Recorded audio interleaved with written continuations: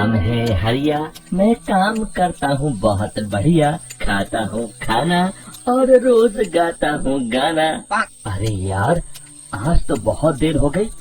इस खतरनाक जंगल को देखकर तो मेरे हाथ पैर ठंडे हो गए हैं। अगर मैं वक्त पर गांव नहीं पहुंचा तो मालिक बहुत नाराज हो जाएंगे। तभी हरिया को एक आवाज सुनाई देती है। सुनिए हरि जी। अरे, ये आवाज किसने दी? तभी हरिया को सामने कुछ दूर एक औरत खड़ी दिखाई देती है। अरे भाई, ये औरत अकेली इतनी रात को इस जंगल में क्या कर रही है?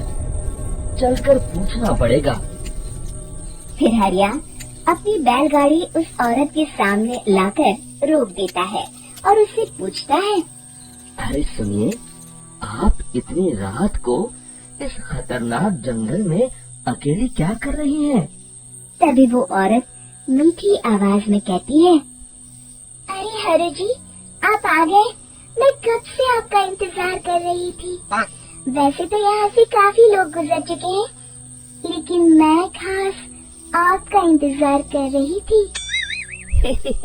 अच्छा, तुम सच कह रही हो?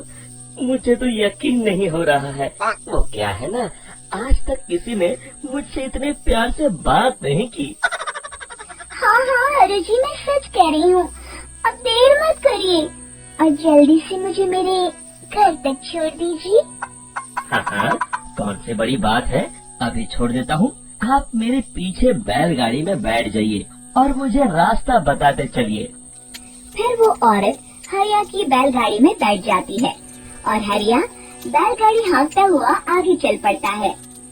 फिर उस औरत के बताए हुए रास्ते पर चलते चलते हरिया बैलगाड़ी लेकर एक काली गुफा के आगे आकर रुक जाता है। हरिया उस औरत से पूछता है। हाँ देवी जी, आपका घर कहाँ है? यहाँ तो एक गुफा के अलावा और कुछ नहीं है। तभी अचानक वो औरत हवा में उड़ने लगती है। देखते ही देखते उसका सुंदर रूप एक डरावनी चुड़ैल में बदल जाता है और वो जोर जोर से हंसती है।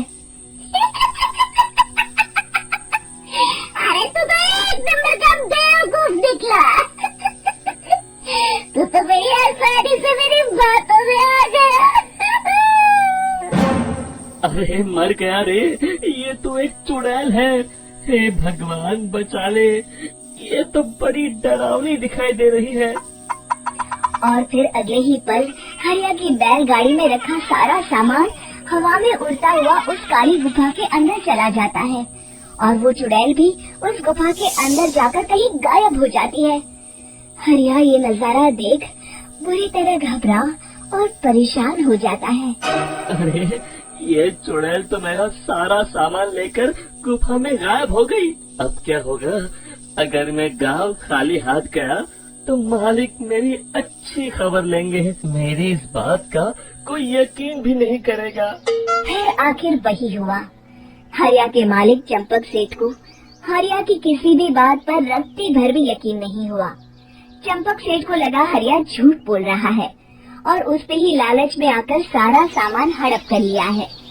फिर हरिया को बेईमान समझकर चंपक सेठ उसे काम से निकाल देता है। अगले दिन अपनी दुकान में परेशान बैठा चंपक सेठ गुस्से में बड़बड़ाता है। अरे, दुकान में तो सामान बिल्कुल भी नहीं है। अब मुझे ही शहर जाकर सामान लाना होगा। फिर वो अपनी बैलगाड़ी लेकर शहर चला जाता है। शहर से सामान लेकर जब चंपक सेठ वापस गांव लौट रहा होता है, तभी उसे एक आवाज सुनाई देती है। चंपक जी, ओ चंपक जी। अरे, ये तो कोई मेरा नाम लेकर मुझे पुकार रहा है। फिर उस रास्ते में वही औरत खड़ी दिखाई देती है। फिर क्या था, हरिया की तरह चंपक सेठ भी उस औरत के पास अपनी बैलगाड़ी लेकर जाता है और वो भी उसकी चिकनी चुपड़ी बातों के मुंह जाल में फंस जाता है। फिर चुड़ैल उसे भी अपनी गुफा तक ले जाती है और उसका सारा सामान लेकर गुफा में गायब हो जाती है। बेचारा चंपक सेठ लाचार होकर खाली हाथ गांव लौट आता है। फिर ये उस जंगल में रोज की बात हो जाती है। जो कोई भी शहर से कुछ लेकर गांव की तरफ लौटता, वो चुड़ैल उसे बेवकूफ बनाकर उसका सारा सामान लेकर गुफा में गायब हो जाती। एक दिन हरिया एक लकड़हारे को उसी जंगल की तरफ जाते हुए देखता है। फिर हरिया उसे रोकते हुए कहता है, अरे भाई, क्यों अपनी मौत को दावत दे रहे हो? मेरी बात मानो, आगे जंगल में मत जाओ, वहाँ एक बड़ी भयानक चुड़ैल रहती है। लकड़हारा हरिया की बातों को नजरअंदाज करते हुए कहता है, अरे भाई, मुझे पहले ही बहुत देर हो चुकी है, मुझे जाने दो भाई। शाम तक लकड़ियाँ काट कर शहर के बाजार में बेचना है। तुम अपनी ये कहानी किसी फुर्सत में बैठे इंसान को सुनाओ, अब मैं तो चला। इतना कहकर लकड़हारा वहाँ से आगे जंगल की तरफ चला जाता है। फिर अगले दिन गांव के मुखिया के घर के बाहर बहुत सारे लोग जमा हो जाते हैं। तभी हाथ में कुल्हाड़ी लिए खड़ा लकड़हारा कहता है, अरे मुखिया जी, अब आप ही हमें बचाइए उस जंगल वाली चुड़ैल से। हमारा सारा काम तो शहर से ही होता है। अरे मुखिया जी, उस चुड़ैल की वजह से तो मैं पूरी तरह बर्बाद हो गया हूँ। हम सबको मिलकर उस चुड़ैल का कोई इलाज करना पड़ेगा। तभी भीड़ में खड़ा बीरा कहता है, आप लोग चिंता मत करिए, कल से वो चुड़ैल किसी को नहीं लूट पाएगी। मेरे पास एक बहुत अच्छी तरकीब है। तभी चंपक सेठ उसका मजाक उड़ाते हुए कहता है, अरे तेरा नाम बीरा है तो क्या हुआ? तूने अभी उस चुड़ैल को देखा नहीं है? जाकर अपना काम कर, बड़ा आया। तब मुखिया जी कहते हैं, नहीं नहीं चंपक सेठ, मुझे लगता है हमें इस लड़के को एक मौका देना चाहिए।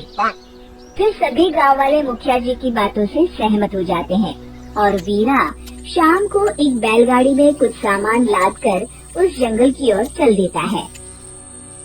वीरा, ओ वीरा, कहाँ जा रहा है? तभी वीरा मुड़ के देखता है, वही चुड़ैल एक औरत के रूप में खड़ी है। अरे बहन जी, मैं आपको ही ढूंढ रहा था। देखिए, मैं आपके लिए क्या लाया हूँ। अरे वाह, तो खुद मेरे लिए इतना सामान लाया है। तू ही अकेला गाँव में समझदार है। जरा देखो, मैं भी खोल के बड़ी भूख लगी।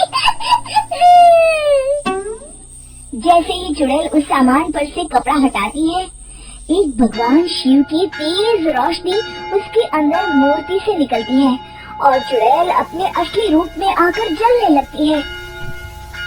अरे मैं जल रही हूँ, बचाओ! बचाओ! ओम नमः शिवाय!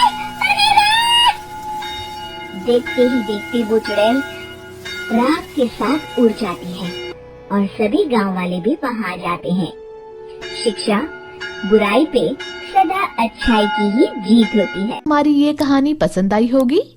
कृपया हमारे चैनल को सब्सक्राइब करें और सभी अपडेट्स के लिए बेल आइकन जरूर क्लिक करें। और हाँ, वीडियो लाइक और शेयर करना मत भूलिएगा। Bye bye.